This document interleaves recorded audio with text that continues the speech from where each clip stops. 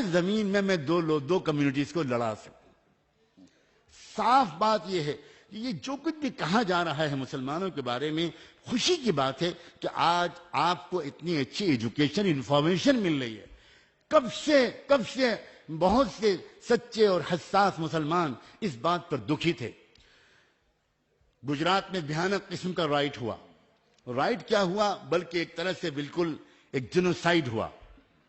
میں لکھنؤ سے گجرات پہنچا.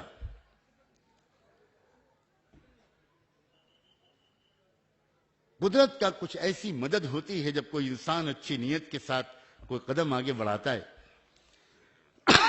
کہ مجھے ٹائمز آف انڈیا کا جو ریزیڈنٹ ایڈیٹر تھا اس سے میری ایک لمبی ملاقات ہوئی. پھر چیف ایڈیٹر سے ملاقات ہوئی. بہت اس نے زہر اگلا تھا ان دنوں میں، لیکن میری ملاقات بہت ٹھنڈے دل و دماغ سے ہوئی.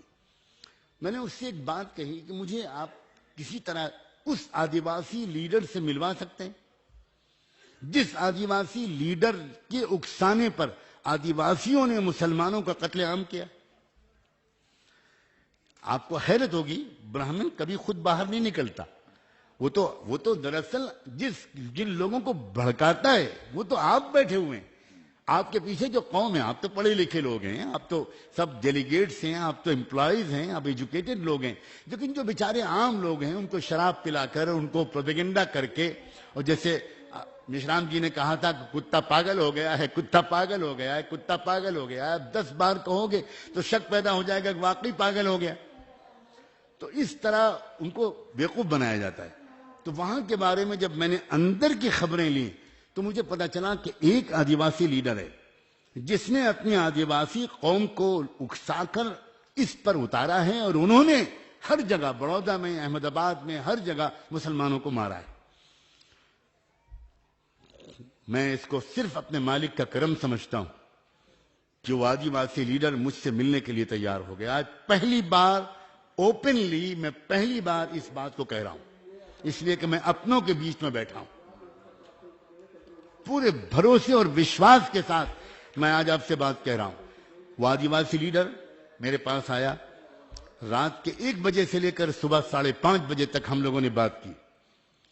اس کو جب وشواس ہو گیا، میں نے کہا دیکھو ایک بات، میں نے آپ کو اس لیے تکلیف دی ہے، میں جاننا چاہتا ہوں کہ کیا شکایت ہے آپ کو مسلمانوں سے، کیا تکلیف پہنچی ہے آپ کو مسلمانوں سے. اب مجھے بتاؤ، آپ سمجھدار آدمی ہو، کوئی انسان ہو، بھائی ہو، آپ کے بھی بچے ہیں، آپ کی بھی بچیاں ہیں، آپ کی بھی پتنی ہے. کیسے ممکن ہے کہ آپ پریگننٹ عورتوں کو پیٹ چاکیں، ان کو پیٹ چاک کر کے بچے کو نکالیں اور بچے کو اچھال کر آگ میں پھینک دیں؟ آپ بھی تو باپ ہونا. تو جب میں نے اس لہجے میں بات کی، میں نے کہا میں آپ سے لڑنے، بحث کرنے کے لیے میں نے آپ کو تکلیف نہیں دی ہے. اب بتائیں کہ مسلمانوں سے غلطی کیا ہوئی ہے. شاید میں مسلمانوں کے پاس جا کر اس غلطی کو درست کر سکوں، اس لیے کہ میری ایک عام عادت ہے کہ میں جس کسی سے بات کرتا ہوں خوشامد نہیں کرتا. میں بتاتا ہوں بھائی آپ سے یہ غلطی ہو رہی ہے، ہم سے یہ غلطی ہو رہی ہے، اسے ٹھیک کرو. تو بس اس کے دل کو میرے اللہ نے نرم کر دیا، اور اس نے کہا نعمانی صاحب، مولانا صاحب آپ پہلے آدمی ہیں، آپ پہلے مسلمان ہیں کہ اس طرح آپ ہم سے بات کر رہے ہیں. مجھے بہت ڈاؤٹ تھا کہ میں آپ کے پاس آؤں کہ نہیں آؤں. میں نے 30-40 لوگوں سے معلومات کی، ان سب نے کہا کہ نہیں بھائی آپ ان کے پاس چلے جاؤ. اس نے کہا کہ دیکھیے ہمارے غصے کی 2 کارن ہیں. یہ بتانا چاہتا ہوں میں، کیا غلطیاں مسلمانوں سے بھی ہوتی ہیں. میں بہت ڈنکے کی چوٹ پر کہتا ہوں کہ کیا غلطیاں ہم مسلمانوں سے ہو رہی ہیں، کیونکہ یہاں بہت سے مسلمان بھی بیٹھے ہوئے ہیں. میں کم سے کم اس بات سے سہمت نہیں ہوں کہ ہم ساری ذمہ داری صرف برہمنوں پر ڈال دیں. قرآن ہم کو یہ نہیں سکھاتا. قرآن ہم کو یہ سکھاتا ہے کہ لا یجرمنکم شنآن قوم علی الا تعدلوا اعدلوا هو اقرب للتقوى. اگر لوگ تمہارے اوپر ظلم کریں تو اس کے بدلے میں تم کو ظلم نہیں کرنا، تم کو نیائے ہی کرنا ہے، تم کو سچ ہی بولنا ہے.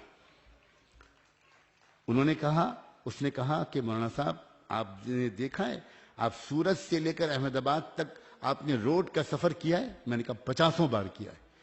آپ نے دیکھا ہے کہ سڑک کے دونوں طرف شاندار مدرسے بنے، بہترین بلڈنگز ہیں، شاندار مسجدیں ہیں، گاڑیاں آ رہی ہیں جا رہی ہیں، جلسے ہو رہے ہیں، کھانے پک رہے ہیں، بچے ہوئے کھانے کو باہر پھینک دیا جاتا ہے. ہم لوگ اسی 40 کلومیٹر کیا 60 کلومیٹر کے ایریے میں نالوں کے کنارے رہتے ہیں. آدھی روٹی بھی کبھی ہم کو کسی مسلمان نے نہیں دی. کبھی کسی مسلمان نے ہم کو بچا ہوا کھانا بھی نہیں دیا.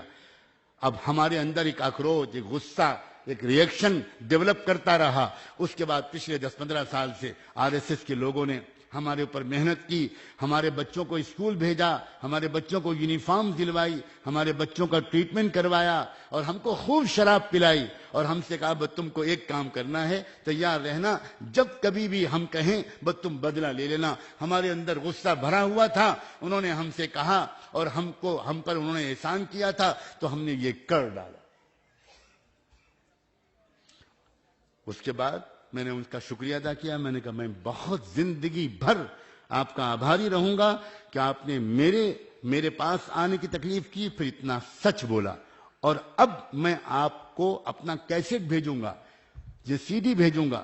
میں جو کچھ جا کر مسلمانوں سے کہوں گا، مدرسوں میں کہوں گا، وہ سب میں ریکارڈ کرواؤں گا اور میں آپ کو بھیجوں گا. آپ خود سنیے گا کہ میں نے اس میں کتنا کہا. گجرات کے تقریباً 150 علماء کو میں نے جمع کیا. سینئر موسٹ علماء، مجھ سے عمر میں 40 سال بڑے، 30 سال بڑے، بڑے بزرگ لوگ، بڑے اچھے لوگ، وہ سب جمع ہوئے 150-200 لوگ. اور میں نے ان کے سامنے کہا مجھے بتاؤ اگر آج محمد الرسول اللہ اس دنیا میں آ جاتے، ہمیں تم کو مسلمان کہتے؟ ہمیں مانتے کہ ہم مسلمان ہیں؟ اللہ محمد الرسول اللہ تو یہ سکھانے آئے تھے کہ وہ آدمی ایمان والا ہو ہی نہیں سکتا کہ جو خود پیٹ بھر کے کھا لے اور اس کے پڑوس میں کوئی بھوکا رہے. وہ 50 حج کر لے، زندگی بھر نمازیں پڑھتا رہے، لیکن اگر اس نے غریبوں کی فکر نہ کی، اس نے پڑوسیوں کے ساتھ اچھا سلوک نہ کیا، اس نے عام انسانوں کا دل نہیں جیتا، اس نے سیوا نہیں کی، ہرگز وہ مسلمان نہیں. آج میں آپ کے سامنے کہتا ہوں وہ علماء دہاڑے مار مار کر رونے لگے، چیخیں نکل گئی ان میں سے بعض کی. اور انہوں نے کہا کہ فارسی کا ایک شعر پڑھا جو شعر ہے کہ جزاک اللہ کے چشمم باز کر دی. اللہ تو آپ کو مولانا سجاد صاحب، اللہ آپ کو اس کا صلہ دے، آج آپ نے ہماری آنکھ کھول دی. اب بتاؤں آپ کو اس کے بعد ان مدرسے والوں نے کیا کیا، کس طرح اپنے کو چینج کیا. انہوں نے ہر ایک نے اپنے مدرسے کے باہر ایک ڈسپنسری کھولی، شیلٹر کھولا اور کھانے میں حصہ لگایا. سب لوگ جا کر ساتھ میں ملنے لگے، جلنے لگے. سب کے عید، بقرعید، ہولی کوئی بھی ہو اس میں لوگ ملنے لگے، گلے لگانے لگے. اب اس کے بعد RSS کی دال گلنی وہاں سے بند ہو جائے گی.